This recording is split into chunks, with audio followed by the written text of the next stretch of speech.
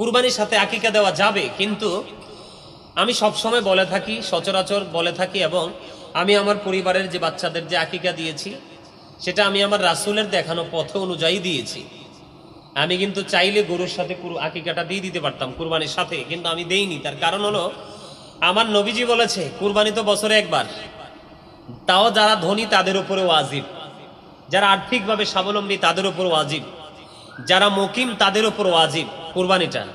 হ্যাঁ, কিন্তু আমার নবীজি যেহেতু বলেছে, কারণ বছরে আমাদের মাঝে অনেক সন্তান পৃথিবীতে আসে না?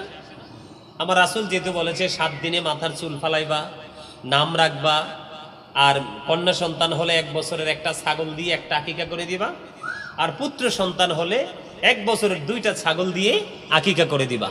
সুবহানাল্লাহ। এজন্য আমাকে যদি কেউ প্রশ্ন করে যে হুজুর দেওয়া যাবে না, আমি বলছি যাবে, দিতে পারবেন, কিন্তু সবচেয়ে সুন্দর হলো আমার নবীজি যে রাস্তাটা দেখিয়েছে সেটাই পালন করা আমাদের জন্য কি উচিত। এটাই হলো সুন্নাহ, এটাই হলো সুন্দর, এটাকে বলে সৌন্দর্য ইসলামের। আমরা যখন অমান্য করব তখনই কিন্তু আমাদের সব সাইড দিয়ে আমাদের প্রতিকূল অবস্থা সৃষ্টি হয়ে যাবে। আল্লাহ আল্লাহ আল্লাহ লা ইলাহা ইল্লাল্লাহ আল্লাহ আল্লাহ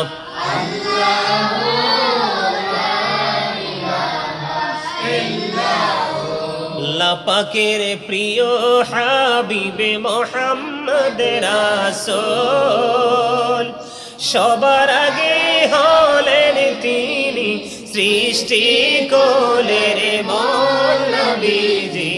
আল্লাহ আল্লাহ আল্লাহ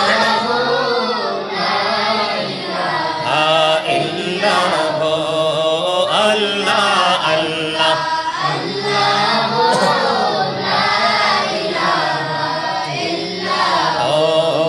আপন নূর দিয়া আল্লাহ করিয়া সৃজন, আরশির পরে কুরসির তরে রাখিলেন গোপন নবীজি। আল্লাহ আল্লাহ আল্লাহ লা ইলাহা ইল্লাল্লাহ আল্লাহ আল্লাহ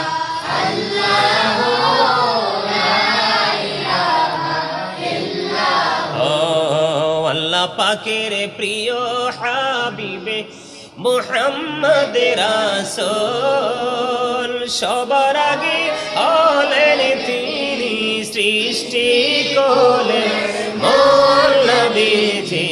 আল্লাহ আল্লাহ আল্লাহ লা ইলাহা ইল্লাল্লাহ আল্লাহ আল্লাহ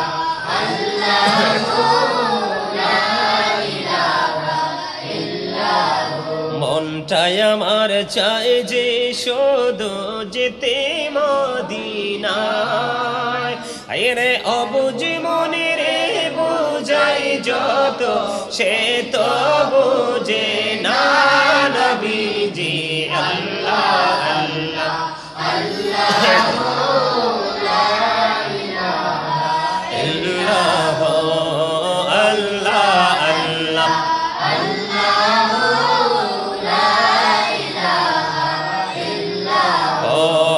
মতের তুফান আসবে যখন নবী গো আমরার, আইরে মতের তুফান আসবে যখন নবী গো আমরার, দয়া করে দেখাইন চেহারা আনোয়ার নবীজি। আল্লাহ আল্লাহ আল্লাহ ইল্লাল্লাহ আল্লাহ আল্লাহ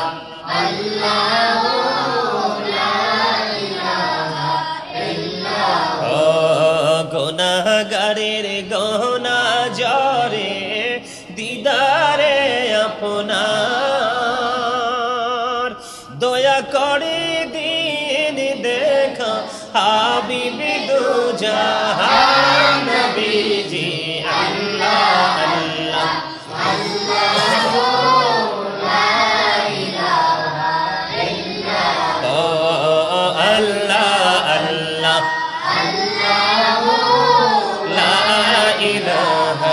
ইল্লাল্লাহ। না জানি তো বাইতে নৌকা, না জানি সাঁতার, হায়রে দয়া করে পার করিও জাহান্নাম মাঝার নবীজি। আল্লাহ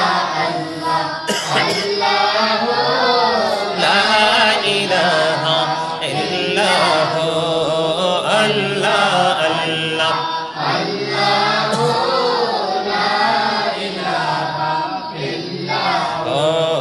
সশরীরে জিন্দা নবীজি সোনার মদিনা। এই জন্য আমি প্রায় সময় যখন মাঠে আলোচনা বেশি বেশি করি, তখন আমি প্রায় আলোচনা যখন দেখি ওয়াজের ময়দানটা একটা প্রতিকূলতা সৃষ্টি হয়, এই জন্য আমি প্রায় সময় বলি আমার নবীজির ওই হাদিস, আদিবু আওলাদাকুম আলা তালাতি খিসালিল হুব্বি নবিকুম ওয়া হুব্বি আহলি বাইতিহি ওয়া আলা কিরাতিল কুরআন। রাসূল বলেছেন তোমরা তোমাদের সন্তানদেরকে তিনটি বিষয় শিখাও, এর মধ্যে ফার্স্ট হুব্বি নবিকুম, teach the love of the prophet. এরপরে 2 নাম্বার হলো টিচ ফ্যামিলি লাভ ওয়া হুব্বি আহলি বাইতিহি। তারপরে বলেছেন কোরআন তেলাওয়াত শিখাও। কি শিখাও? হ্যাঁ, learn to recite the holy Quran, Quran তেলাওয়াত শিখাও। এখানে বিষয় হলো, প্রথমে আমরা বলার কারণ হলো নবীর প্রতি যখন, রাসূলের প্রতি যখন আমাদের মহাব্বত থাকবে, তখনই কিন্তু আমরা রাসূলের দেখানো পথটাকে আমরা অনুকরণ করা একেবারে সহজ হয়ে যাবে। আমাদের রাসূলের প্রেম নাই বিধায়, আর এটার জন্য আমি মনে করি বাবা মা দায়ী। কে দায়ী? এই যে আমাদের আব্দুল্লাহকে কিন্তু তার মা অনেক দূর থেকে এনে এখানে রেখে গেছে। এই যে বাড়ি অনেক দূরে, সে আগে অন্য মাদ্রাসায় পড়তো। তার আম্মু যখন এই নবীর প্রেমের ইতিহাস গল্প শুনছে, পরে পাগল হয়ে গেছে আমার কাছে ছেলে দেওয়ার জন্য, পরে আমাদের মাদ্রাসায় দিয়ে গেল। এই যে আব্দুল্লাহ, আমি মনে করি আব্দুল্লাহর আম্মু যথাযথ দায়িত্ব পালন করেছে। এখন হয়তো সে বুঝে না, একটা সময় কিন্তু সে সব কিছু ক্লিয়ারলি বুঝতে পারবে।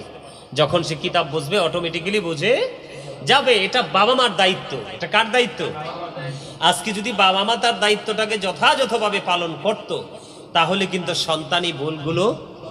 এই জন্য আমি প্রায় সময় যখন মাঠে আলোচনা বেশি বেশি করি, তখন আমি প্রায় আলোচনা যখন দেখি ওয়াজের ময়দানটা একটা প্রতিকূলতা সৃষ্টি হয়, এই জন্য আমি প্রায় সময় বলি আমার নবীজির ওই হাদিস, আদিবু আওলাদাকুম আলা তালাতি খিসালিল হুব্বি নবিকুম ওয়া হুব্বি আহলি বাইতিহি ওয়া আলা কিরাতিল কুরআন।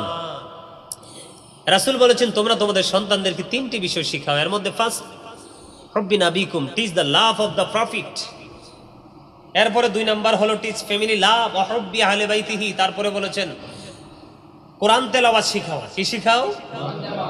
হ্যাঁ, learn to recite the holy Quran, Quran তেলাওয়াত শিখাও। এখানে বিষয় হলো, প্রথমে আমরা বলার কারণ হলো নবীর প্রতি যখন, রাসূলের প্রতি যখন আমাদের মহাব্বত থাকবে, তখনই কিন্তু আমরা রাসূলের দেখানো পথটাকে আমরা অনুকরণ করা একেবারে সহজ হয়ে যাবে। আমাদের রাসূলের প্রেম নাই বিধায়, আর এটার জন্য আমি মনে করি বাবা মা দায়ী। কে দায়ী?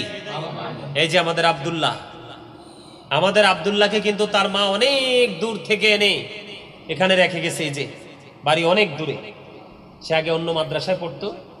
তার আম্মু যখন এই নবীর প্রেমের ইতিহাস গল্প শুনছে, পরে পাগল হয়ে গেছে আমার কাছে ছেলে দেওয়ার জন্য, পরে আমাদের মাদ্রাসায় দিয়ে গেল। এই যে আব্দুল্লাহ, আমি মনে করি আব্দুল্লাহর আম্মু যথাযথ দায়িত্ব পালন করেছে। এখন হয়তো সে বুঝে না, একটা সময় কিন্তু সে সব কিছু ক্লিয়ারলি বুঝতে পারবে। যখন সে কিতাব বুঝবে অটোমেটিক্যালি বুঝে যাবে। এটা বাবা মার দায়িত্ব। এটা কার দায়িত্ব? আজকে যদি বাবা মা তার দায়িত্বটাকে যথাযথভাবে পালন করত, তাহলে কিন্তু সন্তানি ভুলগুলো